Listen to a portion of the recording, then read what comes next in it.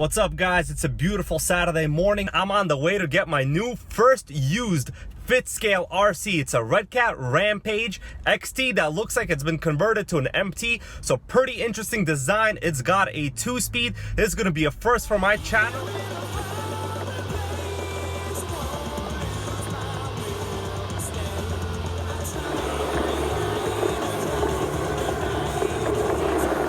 Since the road trip to get this truck, it's been about 2 weeks, and let me tell you guys, I am sorry for not making this content earlier, but I'll tell you this, I had a couple situations and problems. Look at the front wheel. Yep, a complete blowout. The other side is exactly the same. I lost rear wheel drive. I have a broken rear diff cup, but hey, I had a good time breaking it. So I'm sitting here with a couple of new tires. These are the really good, nice, large MT tires for this. But for now, let me just tell you guys exactly what I went through to get this thing. So I saw a pretty good deal on Let Go. As you know, I've been buying and selling RCs, and this in fact was my first fit scale gas RC that I've ever purchased used.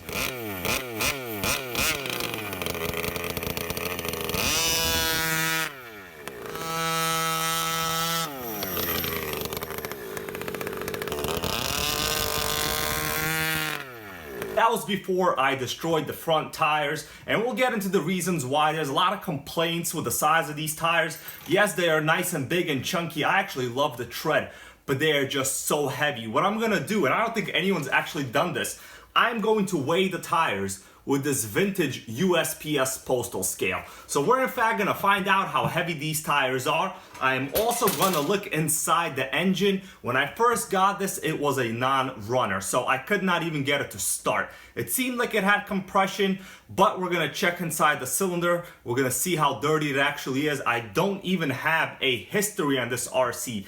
The guy I picked it up from was a really nice guy, and he's probably gonna be watching this video, so hey, no hard feelings. I actually enjoy fixing a lot of this thing, and I still got a really good deal. I only paid $280 for this. Is basically ready to run with a regular REDCAT Racing remote. This particular model, I'll tell you right now, you're gonna notice a lot of weird things about it. This is not an MT. So the REDCAT Rampage MT is about $800, but this is the XT with an MT conversion. What that means is a whole bunch of money was spent getting this to the MT spec. Now, yes, it really is still basically the same chassis as my REDCAT Rampage XR Rally over here. I'll show you guys the way the chassis is designed, and you know what? I like the chassis personally myself, so I wasn't that upset. When I first got this, as I said, it did not start. Now, the first thing I checked was the spark plug. I actually used a spark plug from my REDCAT over here, and it fired right up. I went to AutoZone and I bought a couple of these NGK CMR7H spark plugs. They're really cheap. I've actually never seen such cheap ones. They're about $6 to $7 on Amazon and only $270 at AutoZone. So really good deal. I'm not even using this in the truck right now. The benefit of buying used, you have a whole bunch of money that was spent on this previous to me, which is good, but the downside is you do not have a complete history. I don't even know the type of oil that was mixed in here, so that is not good. I plan on running a really good castor oil, probably something like the Klotz Super Technic plate or the 100% full version of this, which is the Klotz Benol. Really good oil, never had any issues with. Let's talk about the issues I had right off the bat. Now, if you notice, this filter is enormous. This is not the original air filter from this car. The Rampage series has a completely different filter with a much smaller piece here at the end. Notice this throttle arm right over here. It comes really, really close right here to the end of this filter. So I had to pretty much file down all of this. The throttle was not even opening up all the way, so that is the first issue. Now, if you look on the motor, there's no stickers right here. That probably just means they fell off over time. Maybe somebody took them off, I'm not quite sure. But the issue with no stickers is kind of significant. I do not know whether this is a 30cc or a 32. The original car here, which is the Rampage XT, had the original 30cc engine, but the Rampage MT came with a standard 32. That is the reason that it's slightly more expensive and it has a little bit more power. Now, here is my owner's manual for the engines that came with my brand new Rampage XR Rally, and they do make a mention here of the two different engines right over here. One is a 30cc and one is a 32cc. Now the codes that correspond to them, I cannot find them anywhere on the engine block. I actually took pictures of the side of this motor with a sticker here from my Rampage Rally and this particular one, and none of the numbers really make any sense to me. I cannot determine whether it's a 30 or a 32. So if any of you guys out there know how to actually tell without the stickers and without the engine code here, please let me know. That is something I'd really be interested to know myself. I'll tell you this thing boogies. I mean, it had so much power that before I was able to even capture it on camera, as you saw, I ripped the front wheels. You see right here on this other side, this thing is pretty much a disaster. Look at that flap. It's basically flapping around. Look at that. Say hi to it, guys. I'm even missing a piece of foam right here, but no big deal. I overpaid for some new tires. Other issue I had was with the fuel pressure. Now, as you press the primer bulb right over here, notice there's really not that much fuel in it right now. And as I press it, I'm going to do it slowly right here. It should be building fuel pressure. And as you can tell, the primer bulb is supposed to pretty much contain a lot of fuel inside. So you're not really supposed to see a lot of air in this eventually as it starts. Over time, this is going to be full. Now, what I experienced was a loss of fuel pressure. The reason is the fuel lines were completely cracked. Look at this picture I took while I was working on this. The bottom of this fuel line, which goes onto the bottom of the carburetor, was cracked. Now, before I actually figured that out, I disassembled all of this, put it all back. It's fine. Actually, surprisingly enough, the carburetor says Walbro on it, so that's a pretty good, unique surprise. I am happy. These things are pretty easy to tune. You know, when people say, well, these don't have factory Walbro carbs, well, they do. Let's see how heavy these large tires are. We're going to compare them to the weight of the Rovin 30cc buggy that I have with a larger trencher style wheel. Just for now, let's check the accuracy of this vintage scale. This is a 2.5 pound plate. Let's put it on top right here. Make sure it is 2.5 pounds. Yes, it is exactly 2.5 pounds right here. This is accurate. Let's first start with a Rovin wheel and tire. Let's see what it weighs in at. We have a little bit over 1 pound. I will call this 1.2 pounds. So let's keep it at that. 1.2 pounds for the Rovin wheel and tire. Now let's weigh this big boy right here. There we go. Wow, 2.5 pounds, guys. That basically means this tire is twice as heavy as the regular fit scale tire, which comes standard on pretty much every style Baja. And this is already the larger upgraded tire here on the outside. So no wonder, you know, people say that they have a lot of issues with these tires. Just the size and the mass alone, 2.5 pounds per tire. That means this truck in itself has 10 pounds worth of weight just from the wheels. Another major inconvenience with REDCAT is the hub size they use. They use a 23mm hub right over here, and Rovin, which are basically HPI clones, use 24. So you will need an adapter if you want to run pretty much industry standard wheels on your REDCAT. That is a major disappointment. That is one of the reasons that I had to spend a whole bunch of money on these new wheels right over here. But hey, I had no choice. This is just something that you have to contend with if you want to run these pretty nice large looking tires. I personally think it's okay, but hopefully I don't have another blowout because it's gonna piss me off. By the way, notice this aluminum ring that's reinforcing the outside of the hub. That's pretty neat. I haven't seen any standard manufactured tires that have this pretty cool design. And now let's test the compression. Let's see what it's able to do.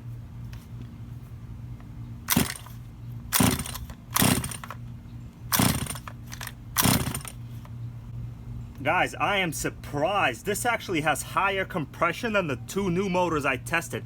I'm reading basically about 135 to 140 PSI. Now, I'll tell you this seems like a good result, but if you look at the inside of the motor, there's a lot of carbon buildup. So it is highly possible that the extra carbon buildup is increasing the compression. Now, this is a common trick a lot of people use on older vehicles. If you pour a little bit of oil into the motor, it will temporarily increase your compression. So the results indicate that this has more compression than this same exact brand new engine. Now, possibly it is because there's a lot of carbon buildup. We're gonna take a look inside the engine with a borescope, but keep in mind the white light from the actual actual camera hides a lot of this, so just look at how black it actually is inside. In the future, I will attempt to use some kind of automotive fuel system cleaner. Possibly, I can actually remove some of the deposits in there, and then we'll check over time whether the compression goes down. But look at that, it's higher than the other brand new REDCAT motors, about 135, not bad. And now let's put the endoscope inside the engine. I have the spark plug removed. We are looking directly on top. This is our exhaust right over here. Let's put it inside. There we go. Looks normal inside, as to be expected. See this little arrow right here? This indicates that this is the back of the motor, which is also our exhaust port. Very similar to what I've seen on Rovens in the past. Here are some of our other ports. It looks pretty normal in there. Let's see what else we could look at. Yep, we have some other ports right over here. Otherwise, it looks normal. I wouldn't say that there's any major damage of any kind. Of course, the compression was really good. Let me cycle the pull start a little bit. There we go. Could see a little bit of oil right over here. Right there's a little bit of oil. Of course, I had this thing running, so that is what oil looks like when obviously you leave, pretty good castor oil in the fuel tank. You don't ever want to run your motor dry. One of the things I really liked about looking at the pictures on this on Let Go was the upgrades on this truck. Now notice this center aluminum diff plate and the vented clutch bell. Really nice. It also has a red spring inside, so that probably means it's an 8K clutch, which is nice compared to the stock. I think these came with a 7,000 clutch spring. And look at this. Yeah, guys, it's got a 2-speed. Now, I'll tell you right now, it does not shift. I tried almost everything possible here by adjusting the set screw inside. I still got to do a little bit more work. I'm actually not sure if it's locked into second gear right now, because maybe that is the reason I exploded the front tires on this rig.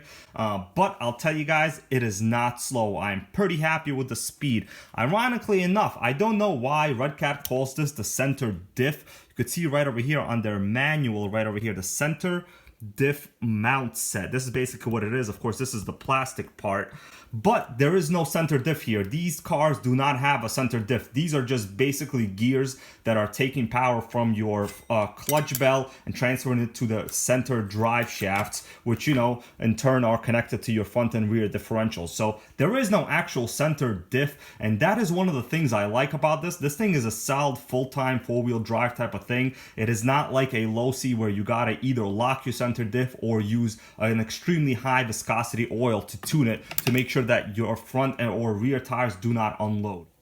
When you take a look at the fuel cap, you could tell that the vent hole is enormous. So that's actually something I'd like seeing. That means that the person who ran this, maybe the previous owner or the owner before them, knew that you needed to expand the vent hole in order for this thing not to starve of fuel, not die. So that is actually a pleasant sight to see. Right now we're looking at the other damage other than the wheel. You could tell that the rear diff outdrive, the diff cup, is completely sheared off. So yes, I did lose four-wheel drive, but it's okay. I have it on order. They're fairly inexpensive. I was able to pick up a set for only about $18 on eBay, but the dog bone system itself is fine. And of course, you know what? I'm not too angry at that. Of course, running these large giant tires, what do you expect? Chances are this probably went first, and then possibly the front wheels just, ballooned out of control because it was only front wheel drive at that time. It's basically my hypothesis on how this happened. Do you notice anything when you look at the exhaust on this thing? There is no muffler, there is no can, there is no tuned pipe. This is a straight pipe. Now, some might think this is good, but in reality, these two-stroke engines create a certain amount of back pressure they need in order to draw fuel into the combustion chamber. Now, one of my good viewers and friends, Joe Cam from YouTube, donated his original Baja exhaust to me. I am eventually going to be trying this on here, and then eventually we'll pick up a cheap REDCAT Racing tuned pipe, and then hopefully we can compare whether a straight pipe gives me any advantage, or a can muffler does, or a tuned pipe. But I'll tell you guys right now, it was boogieing pretty good with this. It didn't really idle poorly. It started up well, and also the top speed was there. But the noise, oh my god, it was so noisy. Oh man, it was noisier than probably the noisiest pipes I have ever heard in my life. But hey, this is actually pretty cool. It does work, and I didn't notice any significant disadvantage of running a straight pipe out the back, other than the fact it looks extremely terrible. But hey, that's okay. It's a cool, unique feature, right? By the way, did I mention this right here? This is some pretty cool 3D printed stuff. So if I ever get a 3D printer, I am sure to make a whole bunch of stuff for this. I don't know if it's gonna be this in particular, but hey, it was on the truck when I bought it. It's kind of cool. I like it. Why not?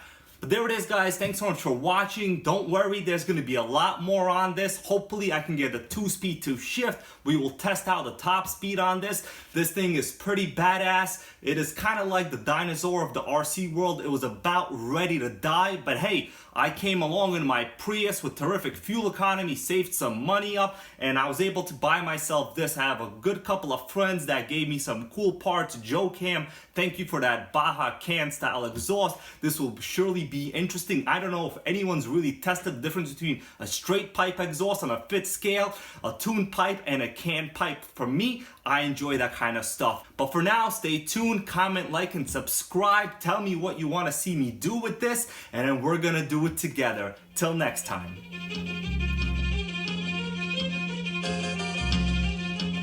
So, you think you're untouchable? Word life.